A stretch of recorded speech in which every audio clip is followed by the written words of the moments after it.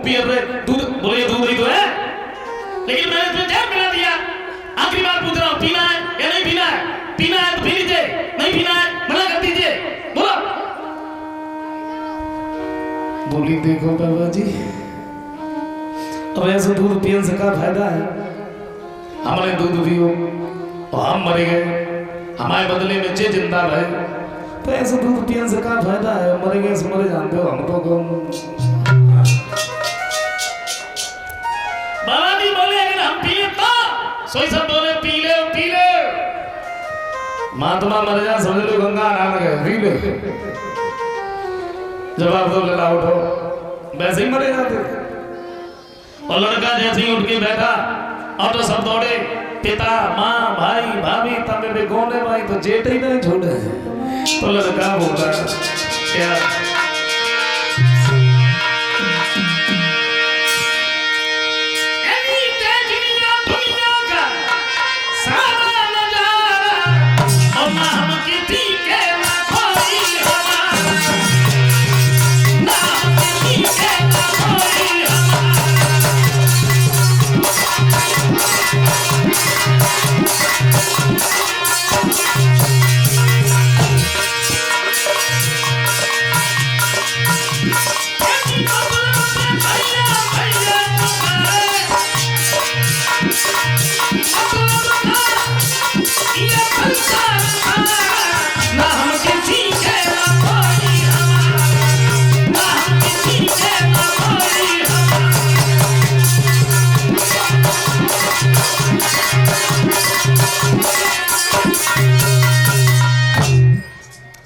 बन गया इंद्र मतलब के लिए भिखारी।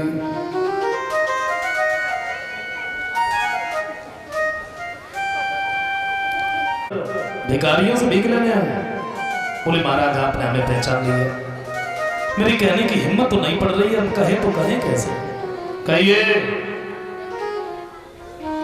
क्या बात है? बोले हमें तुम्हारी हड्डियों की जरूरत है।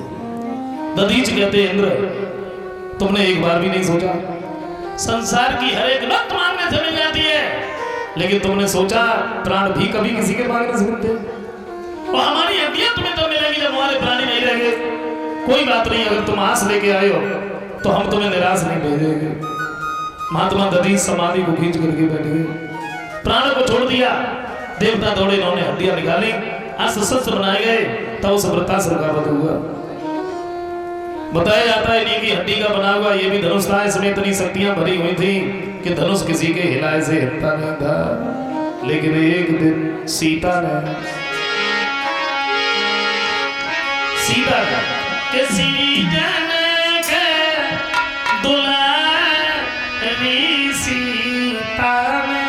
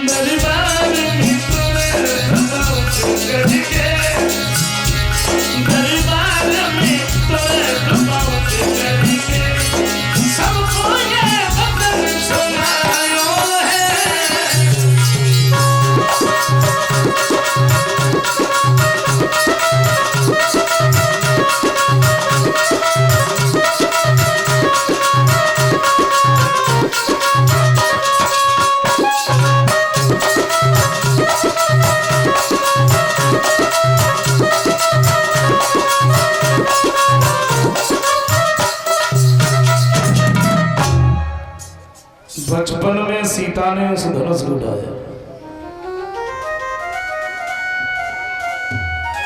देखा है महाराज जनक ने कि बेटी ने धनुष उठाया है, तो एक बात सोची है, अब हम अपनी बेटी का विवाह उसी के साथ में करेंगे जो इस धनुष को उठा करके तोड़ देगा। क्योंकि जो बेटी ने धनुष उठाया है तो लड़का भी वैसा ही होना चाहिए। लड़की अगर पढ़ी लिखी है, चतुर चालाक है, होशियार है, समझदार है, तो लड़का भी पढ़ा लिखा बहुत जरूरी है। लेकिन कुदरत का कुछ ऐसा नियम है, उसकी कुछ ऐसी लीला है, जो ज्यादातर लड़का और लड़की एक जैसे मिल ही नहीं पाते। लड़की अगर पढ़ी लिखी है तो वैसा लड़का नहीं है, और लड़का अगर ज्यादा पढ़ा लिखा है तो वैसी लड़की नहीं है। ये कुछ कुदरत का नियम।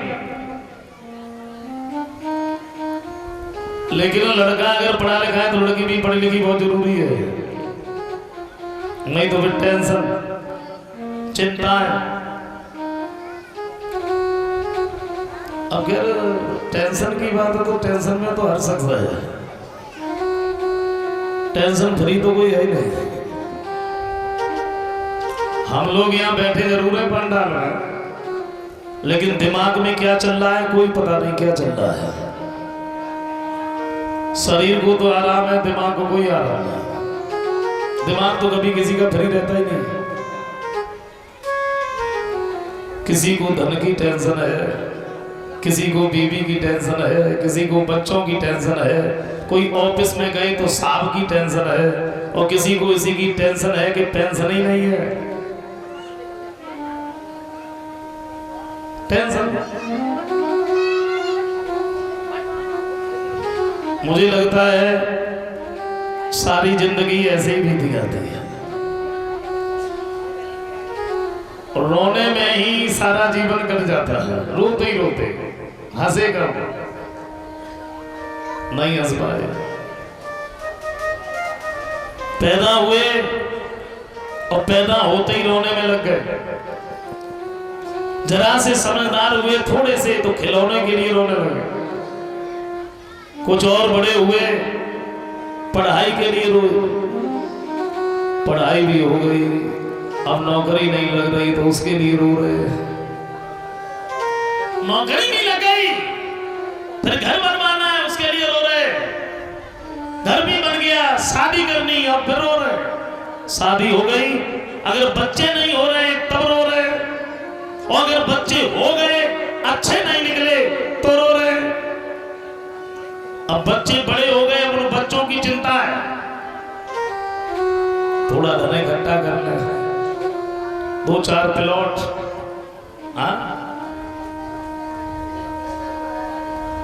बच्चे बड़े हो गए, उनकी शादी की चिंता है, तब रो रहे। उनकी भी शादी हो गई, उनके बच्चे हो गए, अब बैठे बैठे रो रहे। किसके लिए? पहले तो घर परिवार के लिए रोते रहे, धन के लिए रोए, अब शरीर के लिए रो रहे। बुढ़ापा आ गया, घुटनों में दर्द है, कमर में दर्द है, पैदल चला ही नहीं जाता, एक जगह पर बैठ जाते, उठने की हिम्मत नहीं होती। मुझे लगता है कि सारी जिंदगी रोने में ही निकलेगी, और रोते ही रोते चले गए।